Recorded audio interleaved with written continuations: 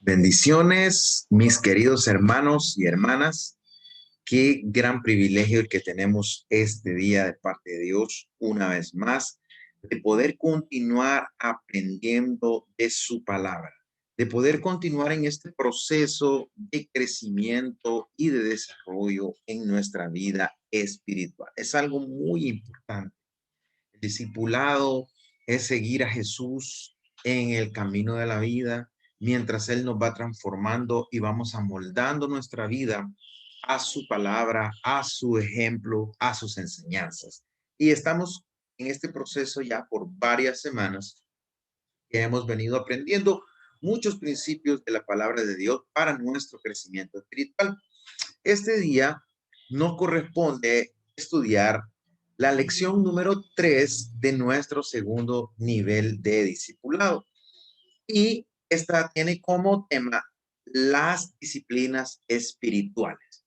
Esta lección es parte de la vida cristiana. Todo discípulo debe de comenzar a moldear su vida desde una perspectiva de la vida cristiana. Y las disciplinas espirituales son esa expresión de nuestra devoción por Dios. Vamos a leer un texto de la Escritura para partir que nos habla sobre la práctica de una disciplina espiritual. ¿A cuál me refiero? A la disciplina de la oración. Vamos a leer Mateo capítulo 6, versículo 6, dice la palabra del Señor. Mas tú, cuando ores, entra en tu aposento y cerrada la puerta, ora a tu Padre que está en secreto y tu Padre que ve en lo secreto te recompensará en público. El Señor Jesús nos dio el ejemplo de una vida de oración. Es que la oración es una de las disciplinas espirituales. Pero antes de entrar a esa disciplina muy importante, ¿qué se entiende por disciplina? Bueno, la disciplina es un conjunto de reglas o reglamentos que rigen cuerpos, instituciones o profesiones. La disciplina también se entiende como un principio mediante el cual nosotros mostramos nuestro compromiso.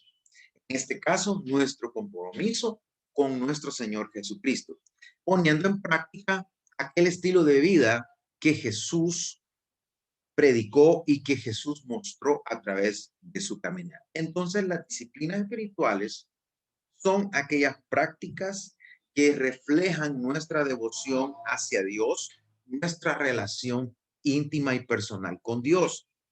Y esto tiene que ver con la oración, el ayuno, la alabanza, la adoración, la comunión, la evangelización.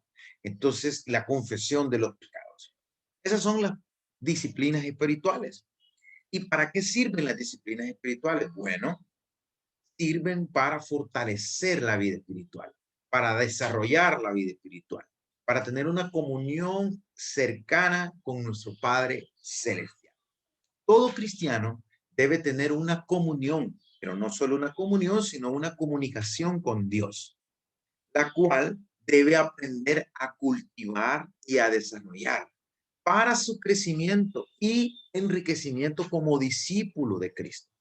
Es decir, que si usted quiere llegar a ser alguien que crezca espiritualmente, que experimente las bondades de la fe, las bondades del evangelio, las virtudes del evangelio, pues tiene que disciplinarse a practicar la oración, disciplinarse a practicar el ayuno, disciplinarse a practicar la lectura y estudio de la Sagrada Escritura, disciplinarse a la alabanza, a la adoración, disciplinarse a congregarse, que es la comunión, disciplinarse a evangelizar, a compartir la palabra con otros. Y hoy vamos a ver cada una de estas disciplinas que todos como creyentes debemos practicar. Esto no es solo para los pastores, no es solo para los líderes, esto es para todo aquel que ha creído en Jesús como Salvador. Y tomamos como punto de partida Mateo capítulo 6, versículo 6 para hablar sobre la oración. Allí Jesús nos está hablando sobre la oración. Posteriormente, Jesús va a realizar la famosa oración que se conoce como la oración del Padre Nuestro. Y Jesús en el versículo 7 dice, orando, en el 6:7 de Mateo, orando, dice Jesús, no usen vanas repeticiones como los gentiles que piensan que por su palabrería serán oídos. A la hora de orar, no se trata de que nosotros vamos a buscar las palabras más rebuscadas que tengamos para hablarle a Dios. Él lo que está esperando es un corazón humillado, un corazón sincero. Usted puede hablar con Dios con sus propias palabras. No necesita aprenderse una retórica de palabras, sino que de su corazón nacen aquellas palabras de para contarle a Dios acerca de su vida y de lo que usted necesita y reconocer la grandeza de Dios mediante la oración.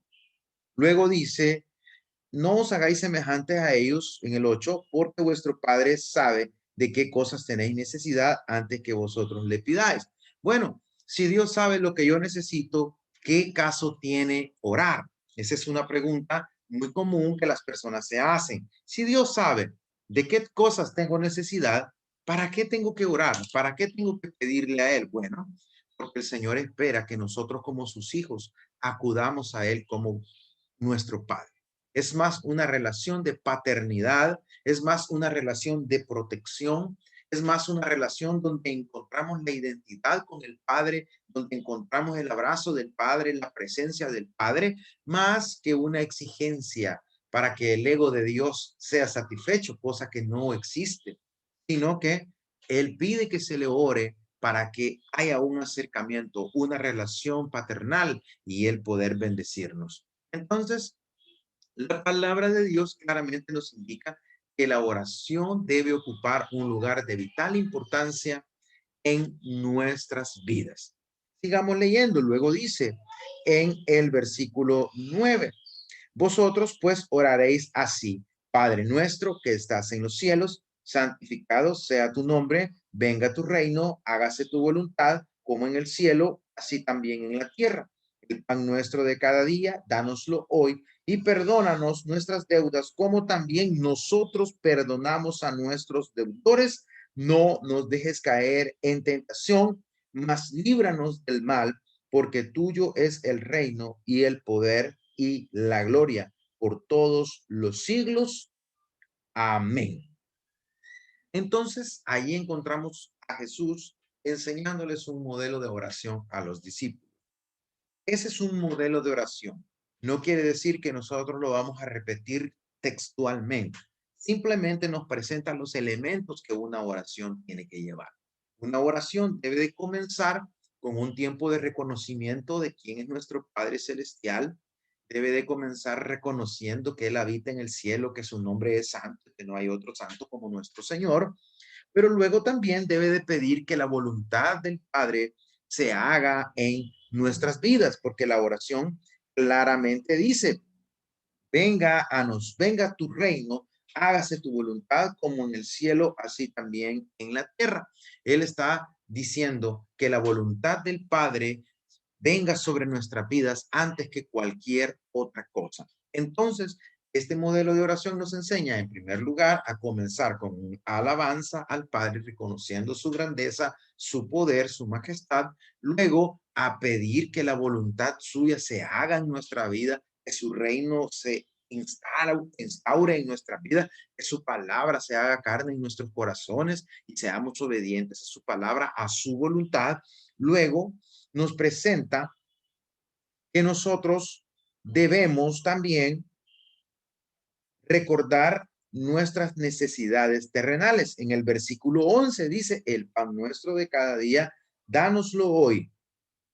El Señor dice, ahora que ya me alabaste, me reconociste mi grandeza, ahora que ya tú estás alineando tu vida con mi voluntad, ahora tú puedes acordarte de tus necesidades terrenales. No es pecado que usted le pida a Dios por sus necesidades personales. Es más, Él es su Padre y está esperando que usted le cuente sus problemas, sus enfermedades, sus angustias, sus necesidades. Así que usted puede orar con toda confianza porque Él dice, el pan nuestro de cada día, dánoslo hoy. ¿Qué está diciendo Jesús? Presenten al Padre sus necesidades. Él quiere bendecirlos no tienen por qué negar sus necesidades delante de mi Padre. Luego dice, y perdónanos nuestras deudas como también nosotros perdonamos a nuestros deudores. Muy importante reconocer nuestra condición pecaminosa, reconocer que nosotros fallamos, reconocer que nosotros pecamos delante del Padre y que necesitamos su perdón cada día. Pero eso también nos compromete a nosotros que así como el Padre nos perdona, así como el Padre nos recibe, nosotros debemos recibir y perdonar a aquellos que nos ofenden.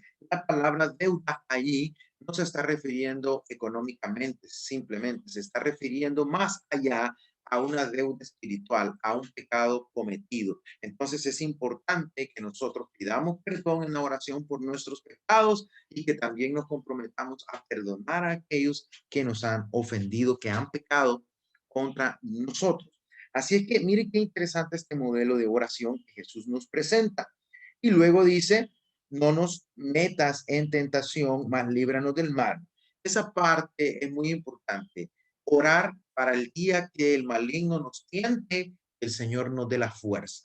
No está diciendo el texto que Dios mete en tentación a nadie. Es una traducción. Lo que nos quiere decir es, Señor, cuando llegue la hora de ser tentado, dame la fuerza para que el maligno no me derrote.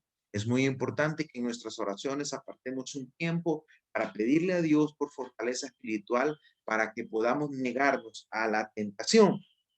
Y luego dice, porque tuyo es el reino, el poder y la gloria por todos los siglos de los siglos. Amén. Termina con una bendición, termina reconociendo, así como comenzó reconociendo el poder y que está en los cielos y que no hay otro más grande que él, termina reconociendo la grandeza de Dios y dando gracias porque Él es el dueño de todo el poder y la gloria y nadie más se merece la gloria en la tierra y en el universo. Entonces, mire qué lindo cómo Jesús nos enseña a orar.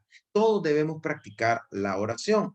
La oración se ha llamado la llave que abre el corazón de Dios. Jesucristo es el más claro ejemplo de que necesitamos estar en comunión con nuestro Padre Celestial. Si el Hijo de Dios necesitó y practicó de tal manera la disciplina de la oración, ¿cuánto más nosotros, simples mortales, necesitamos orar para que el Padre nos ayude y nos bendiga? La segunda disciplina de la cual quiero hablarle es la disciplina de la alabanza y la adoración. Y esta es muy importante. El Salmo 95, acompáñeme por favor en su Biblia a Salmo 95. El Salmo 95 dice de la manera siguiente: venid, aclamemos alegremente a Jehová, cantemos con júbilo a la roca de nuestra salvación, lleguemos ante su presencia con alabanza, aclamémosle con cánticos, porque Jehová es Dios grande y Rey grande sobre todos los dioses, porque en su mano están las profundidades de la tierra y las alturas de los montes son suyas. Suyo también el mar, pues él lo hizo y sus manos formaron la tierra seca. Venid, adoremos y postrémonos, arrodillémonos delante de Jehová, nuestro hacedor, porque Él es nuestro Dios, nosotros el pueblo de su prado y ovejas de su mano. Encontramos aquí en el Salmo 95 una invitación a la alabanza y a la adoración. ¿Cuál es la diferencia entre la alabanza y la adoración? La alabanza tiene que ver con la proclamación de las grandezas y el poder de Dios. La alabanza es cuando yo abro mi boca para cantar o para gritar o para expresar la grandeza y el poder de Dios, para reconocer su poder y su grandeza.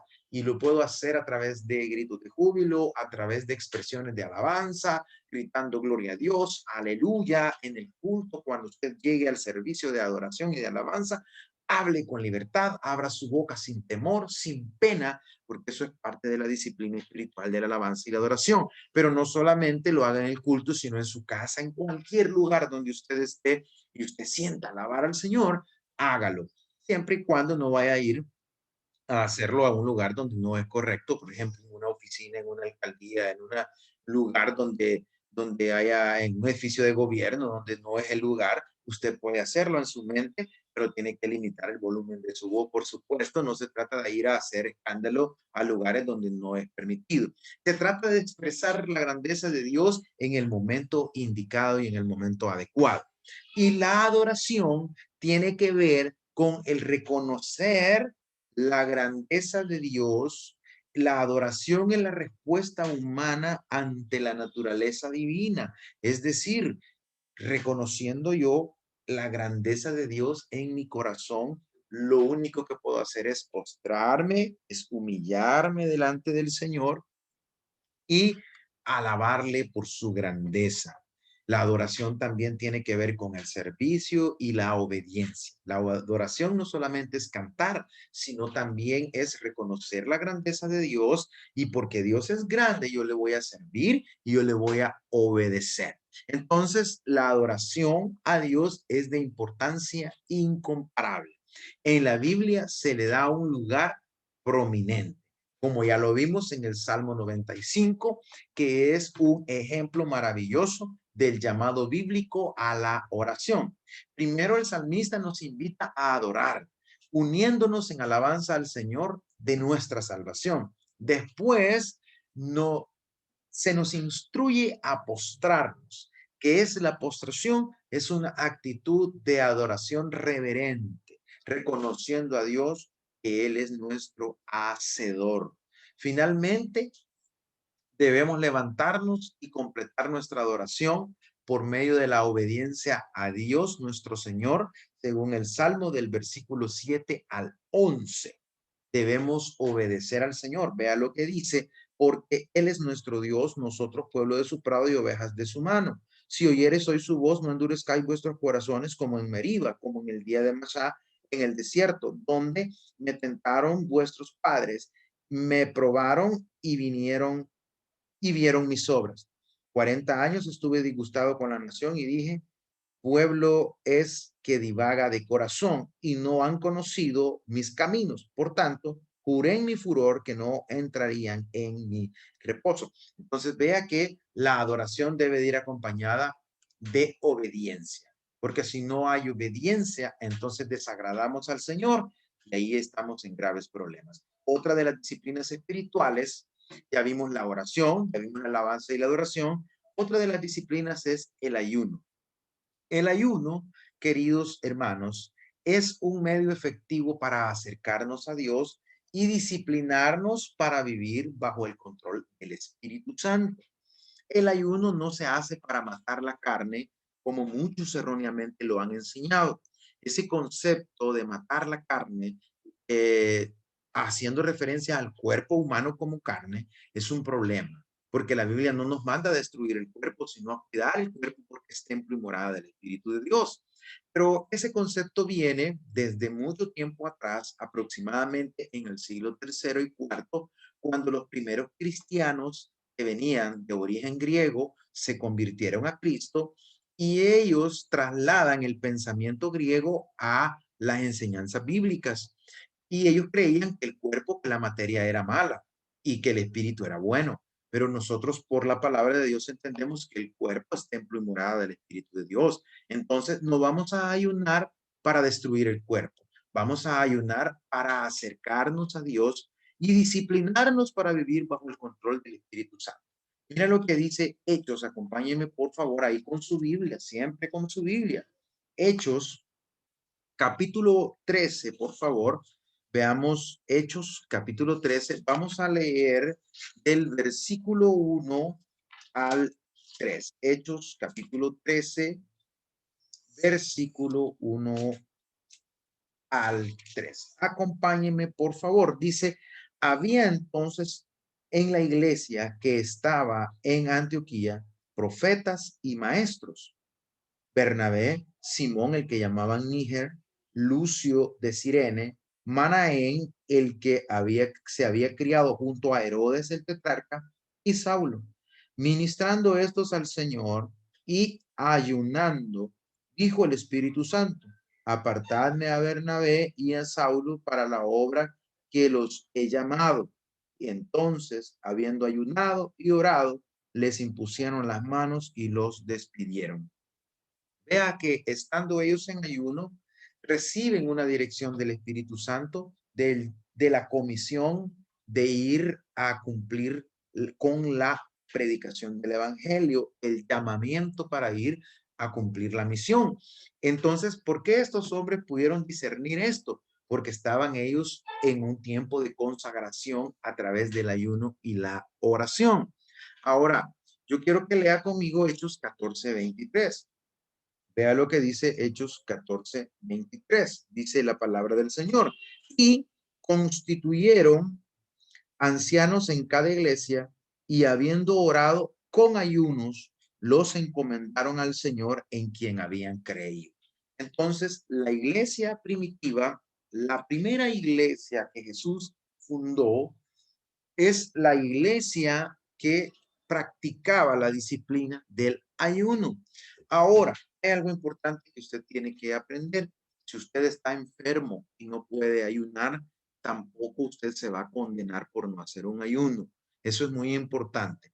Ni el ayuno, ni la alabanza, ni la oración, ni ninguna de las prácticas espirituales tiene poder salvífico.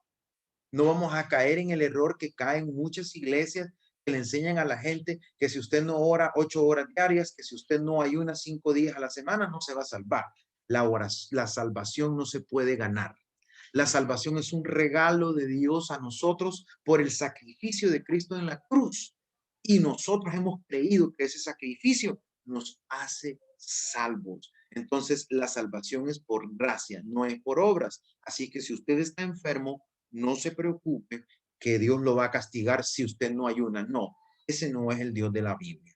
Pero si usted puede ayunar, hágalo. ¿Cuántas veces, pastor? Puede hacerlo una vez a la semana si quiere, o una vez al mes, o una vez cada 15 días, como usted proponga en su corazón, acercarse a Dios.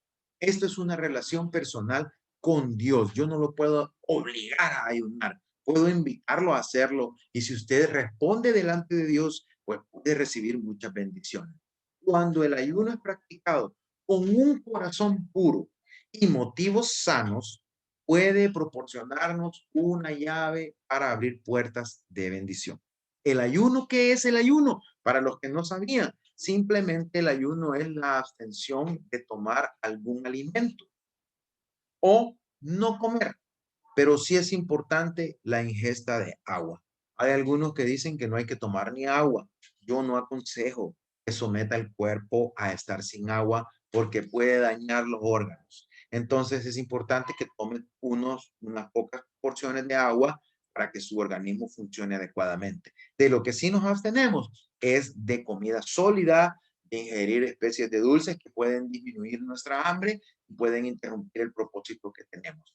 Jesús es el más claro ejemplo del ayuno. Cuando en Mateo 4, del 1 al 11, nosotros sabemos que él se sometió a ayunos prolongados. Tampoco yo le aconsejo que usted haga 40 días de ayuno igual que Jesús, porque nosotros no nos vamos a llegar por orgullo y por soberbia a comparar con Jesús. Y vamos a decir, yo también voy a ayunar 40 días porque Jesús ayunó 40 días. No, nosotros tenemos que ser guiados por Dios y ser muy prudentes. Jesús era el Hijo de Dios y él lo hizo con un propósito específico que su padre le había pedido. Nosotros no podemos andar inventando y nosotros no podemos andar creando fórmulas. No, debemos ser humildes, respetar la posición de Jesús como nuestro maestro. Si Dios le llama, ayune el tiempo que Él le indique, pero usted no lo haga para crecer y llegar a ser mayor que Jesús, porque entonces ya su motivación ya no es sana. Si usted quiere sobrepasar a Jesús y usted va a decir, yo voy a ayunar 45 días, usted ya está fuera de orden. Entonces, esto es algo muy delicado que debemos entenderlo con mucha prudencia. Y Jesús nos exhortó a no ayunar hipócritamente como lo hacían los fariseos. Eso lo puede encontrar usted en Mateo capítulo 6, versículo 16 al 18. Jesús les dice, cuando ayunen, no demuden su rostro como los fariseos, es decir, no se comporten como que andan muriéndose y sufriendo porque andan ayunando.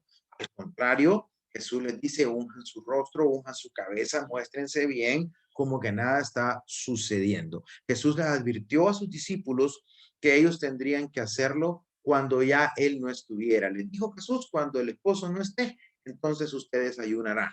Por esa razón nosotros enseñamos que es saludable el ayuno, pero no tiene un poder para salvar, ni tampoco es una varita mágica que usted puede ocupar. Si usted tiene un problema y dice voy a ayunar 5 días y Dios me va a resolver el problema, no, no es esa la manera. Esa es imprudencia, es mala enseñanza. El ayuno es una disciplina que debe de ser constante en el cristiano para acercarse a Dios cada día en humildad y en sometimiento.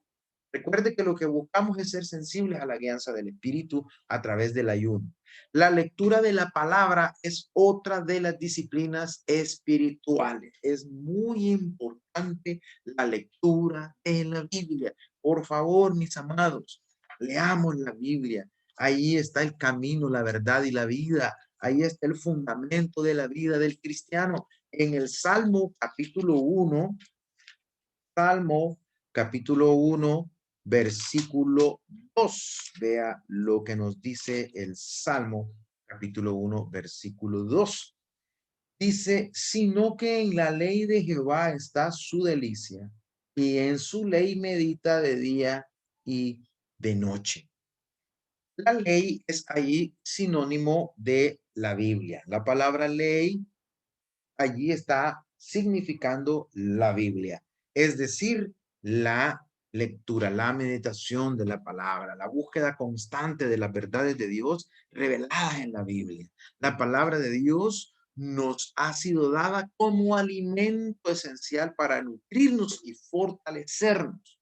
La palabra de Dios es la revelación de la voluntad de Dios. ¿Quiere conocer usted más de Dios? Ahí está la palabra. ¿Quiere saber usted cómo es Dios? Ahí está la palabra. Lea la Biblia, escudriñe las escrituras. El cristiano que anhela desarrollarse y madurar en la fe, porque hay un problema, que hay cristianos que tienen años de estar en la iglesia, pero son inmaduros, no maduran en la fe, porque no conocen la voluntad de Dios revelada a través de la Sagrada Biblia. Leamos la Biblia. El cristiano que anhela desarrollarse y madurar en la fe y ser cada día un mejor testigo de Cristo, aprovecha toda oportunidad para profundizar sus conocimientos en la palabra de Dios. Y yo quiero llevarle a Juan capítulo 5.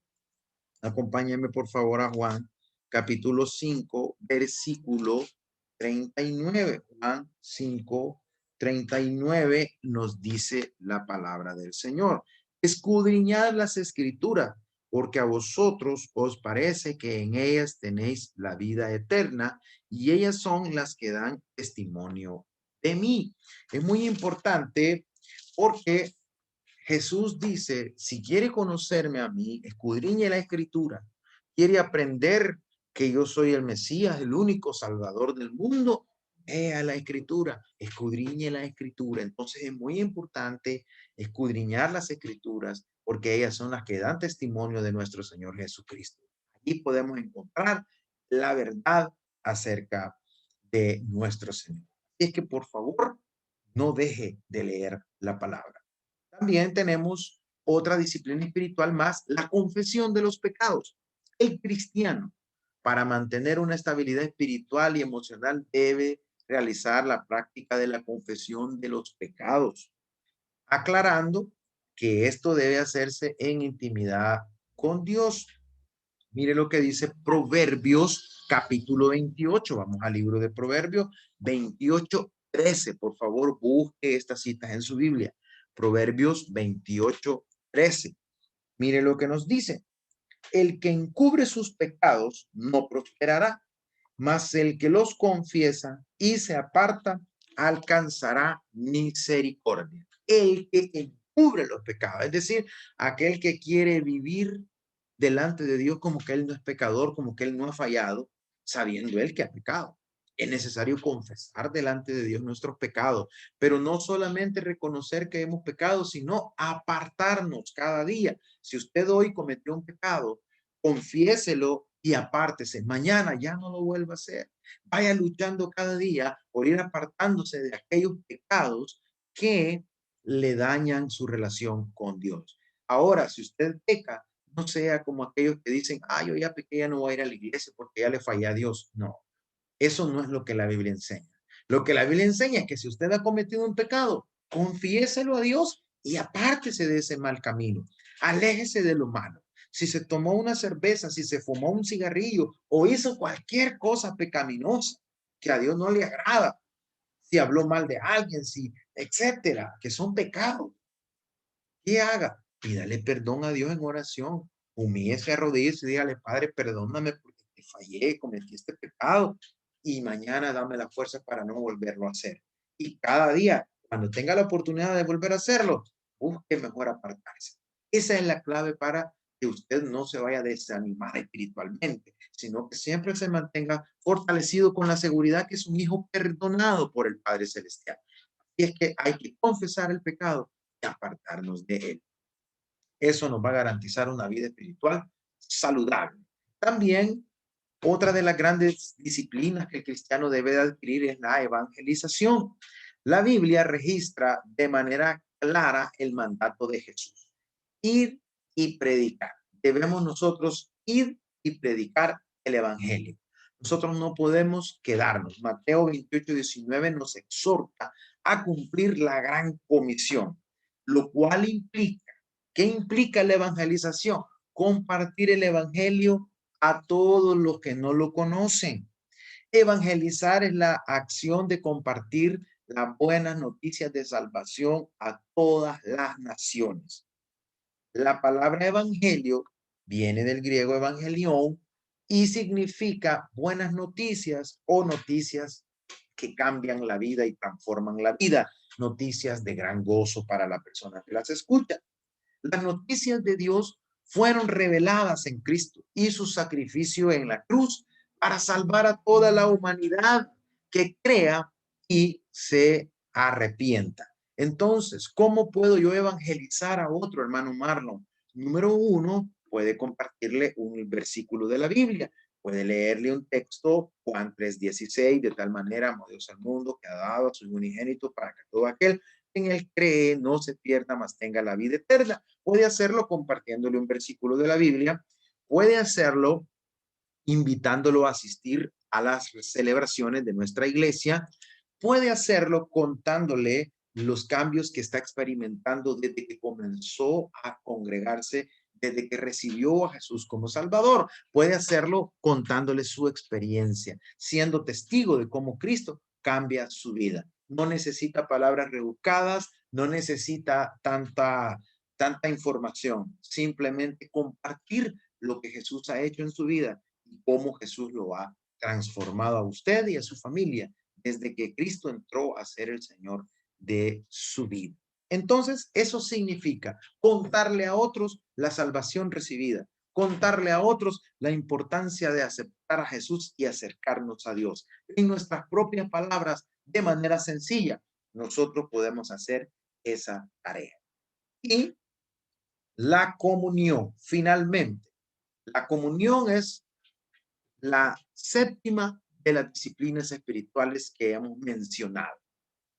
Por comunión vamos a entender en esta lección a la convivencia que se debe tener entre los cristianos. En primer lugar, cuando nosotros podamos reunirnos en grupos pequeños en los hogares. En segundo lugar, en las reuniones generales, es decir, en los servicios. Debemos vernos como hermanos, como hijos de un mismo Padre y reunirnos para celebrar la resurrección de Cristo. Es muy importante, hermanos, que nosotros aprendamos a vernos como un solo cuerpo. Dejemos de vernos como ajenos al cuerpo de Cristo. Dejemos de vernos como este pertenece a aquel grupo, este pertenece al otro grupo, yo soy de X grupo, yo soy de Y grupo. Hermano, esas son cosas que a Dios no le agradan. Debemos aprender a vernos como un solo cuerpo en Cristo. Jesús murió por todos, sin importar el país de donde vengamos, el idioma que hablemos. Jesús murió por todos. Así es que, amados, la comunión es esa armonía entre los hermanos que debemos disfrutar cada vez que nos reunimos como cristianos para gozarnos. Los cultos, las reuniones de los cristianos no tienen por qué ser para estar peleando, para estar hablando cosas negativas, para estar discutiendo, levantando la voz, gritando, ofendiéndonos unos a otros. Eso solo es gente que no ha nacido de nuevo y gente carnal que no se ha convertido bien a Cristo. Debe de ser usted alguien que disfrute la compañía de sus hermanos en Cristo, regocijarse con ellos y verlos como semejantes, amarlos como su prójimo, no andarles viendo errores y defectos y señalando y criticando, no. Amémonos unos a otros porque el amor es de Dios. El amor es la base de la comunión de hermanos. Todos debemos asistir y reunirnos para compartir y fortalecernos unos a otros. Entonces, en conclusión, las disciplinas espirituales son fundamentales para el creyente. Es decir, en nuestro diario vivir como cristianos, debemos practicar las disciplinas espirituales para alimentarnos y crecer como Dios quiere. Jesucristo es nuestro máximo ejemplo y nosotros debemos imitar. Muy bien, así terminamos el contenido de esta lección. Hoy quiero recordarle que hay algunas actividades que usted puede realizar con el nuevo discípulo, con esa persona que estamos cuidando y que estamos instruyendo para que cada día vaya creciendo espiritualmente. Usted puede realizar un ayuno con esta persona que está discipulando. Pueden establecer un día, decir, hermano, mire qué le parece si el sábado hacemos un ayuno. Nosotros dos, cada quien en su casa.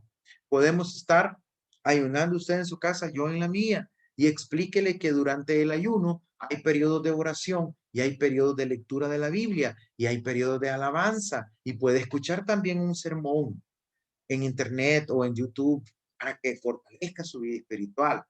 O si ustedes quieren, pueden juntarse unos 4 o 5 y hacer un ayuno en la casa de alguna persona, siempre y cuando mantengamos el orden y el respeto. También usted con el nuevo discípulo elaboren juntos un plan de oración y de ayuno. También un horario de devocionales que le ayuden al crecimiento espiritual.